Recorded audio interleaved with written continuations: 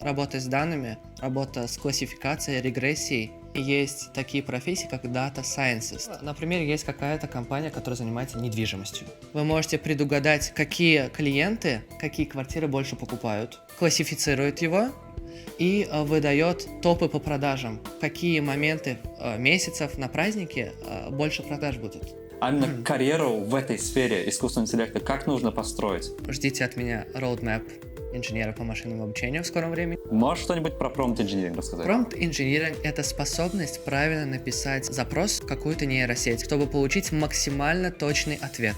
Можете автоматизировать рутинные задачи, которым не нужны будут люди. Не нужно казаться, надо быть. Перед тем, как начнем, небольшой дисклеймер.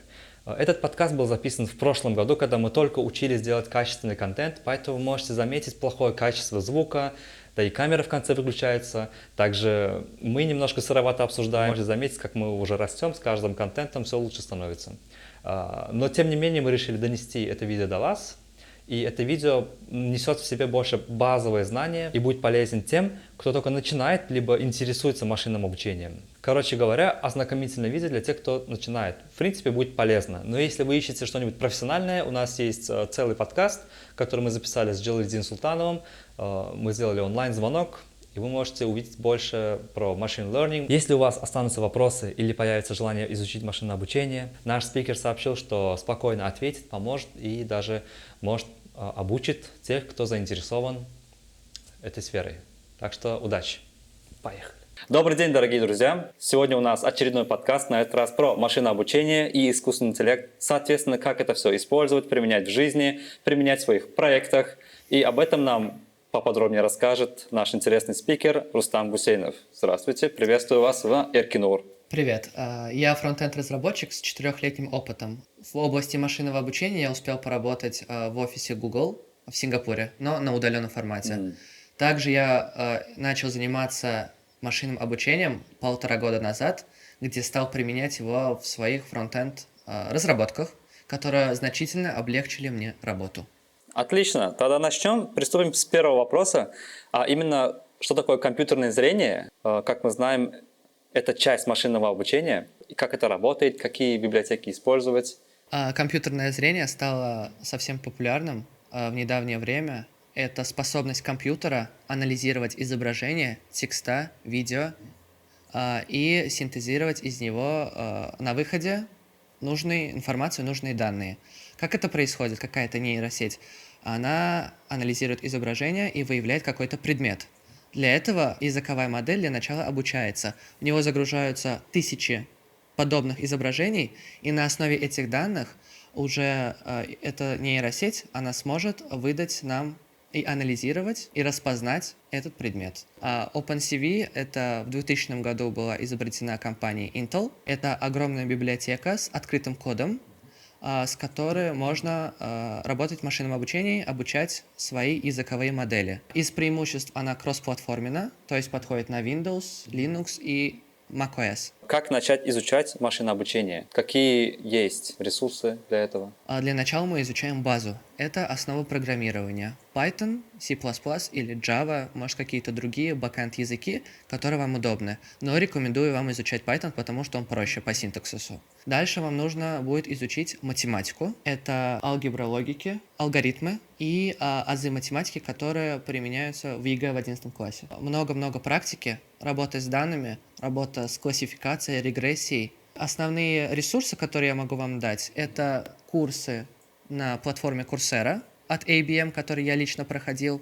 Есть платформа Google App, на которой вы сможете попрактиковаться. Если человек изучил, прошел курсы по Coursera, где ему применять его? В каких проектах и вообще как его применяется? На таких платформах, как AppWork, HHRU и остальные есть такие профессии, как Data Scientist, что означает работа с данными. Вот эти навыки, которые вы получили из своих курсов и прочтения книг, вы сможете для начала применить в этих профессиях, то есть работа с данными, работа с большими данными, их классификация, сортировка и так далее. Инженеры по машинному обучению делятся тоже на джуниоров, мидлов и сеньоров. Например, есть какая-то компания, которая занимается недвижимостью. Есть такой термин в машинном обучении, как регрессия. С помощью нее вы можете предугадать, какие клиенты, какие квартиры больше покупают, в какой сезон это проходит и по какой цене. То есть, обучая свою языковую модель с помощью также OpenCV, вы сможете предугадать, в какое время какие клиенты покупают определенные квартиры. Также это в прогнозе погоды используется очень. Сейчас очень много малых и больших бизнесов начинают применять в своей работе искусственный интеллект, что значительно улучшает их работу. А лично ты сам какие проекты делал, которые сейчас на данный момент работают, можно посмотреть? У меня девушка занимается выпечкой пряников. У нее свой малый бизнес есть. Я создал ей сайт, в который внедрил свою обученную языковую модель, которая сортирует поступаемый товар, классифицирует его и выдает топы по продажам, какие товары продаются лучше. Есть много разных праздников. Новый год, 8 марта. И в основном клиенты заказывают на вот эти праздники. Моя языковая модель, она показывает, в какие моменты месяцев на празднике больше продаж будет. На основе прошлых продаж он выдает мне статистику, когда будет больше продаж. Соответственно, тебе необходимо много данных для этого, до этого собрать. Да, уже этому проекту 2 года, и я собрал за эти 2 года данные, которые велись, всю статистику, Всё и загрузил туда. Можете посмотреть сайт, просто пряник называется, .com. Вот ты рассказал про фриланс, про проекты, которые ты сделал, а именно карьеру в этой сфере искусственного интеллекта как нужно построить? Я сейчас сам нахожусь на этом пути, Окей. поэтому ждите от меня roadmap инженера по машинному обучению в скором времени. Оно потом будет, получается? Да, А сейчас ты можешь коротко рассказать? Да, сейчас смотрите, я рассказываю весь свой путь. Я прошел курсы от IBM на Курсере. Я внедрил в сайт свой, просто пряник, свою языковую модель. И дальше сейчас я прохожу новые курсы. Как я сказал ранее, в машинном обучении есть ответвления. Глубокое обучение, работа в медицине, работа в авиакомпаниях. И поэтому выбирайте одно из ответвлений, которое вам полезно, которым вы хотите заниматься. Я выбрал сейчас Deep Learning. И прохожу курсы и практикуюсь в нем. Что привлекло тебя в разработку ИИ? Вот ты сказал, что ты еще и фронт-энд разработчик, но почему именно сейчас искусственный интеллект? Почему искусственный интеллект? Когда я был фронт-энд разработчиком, у меня было несколько своих проектов. Это я вел блоги в интернете. Книжный блог, блог садоводства и блог про JS Secrets. Он сейчас есть. Мы ведем его с моим братом. Там мы делимся разными фишками по JavaScript. Мы писали раньше весь контент сами. То есть много времени уходило для того, чтобы написать контент, подредактировать его, исправить на ошибки. Но в какой-то момент мы поняли, что мы можем автоматизировать эти задачи. Мы подготавливаем контент, именно тайтлы, темы, загружаем в нейросеть какую-нибудь, тоже GPT, и он выдает нам готовый отредактированный текст, который мы тоже чуть-чуть редактируем, если нам не нравится, и загружаем как контент на сайт.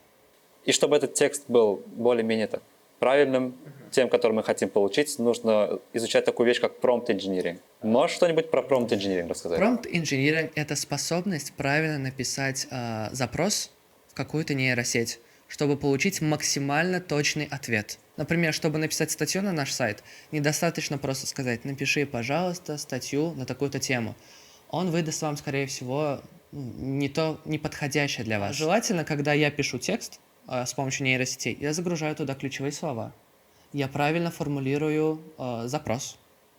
Я записываю тайтлы. Примерный тайтл? Примерные тайтлы. Хорошо. Такие. Или если мне нужно что-то определенное, то я прям пишу. Вот тайтл.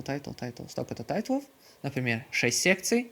В каждом секции используйте такие и такие ключевые слова. В prompt-инженерии есть еще такая вещь, как ты задаешь искусственному интеллекту, каким он должен быть. Если, например, ты попросил его быть учителем, то он будет проверять твои задания или учить тебя какой-то новой теме.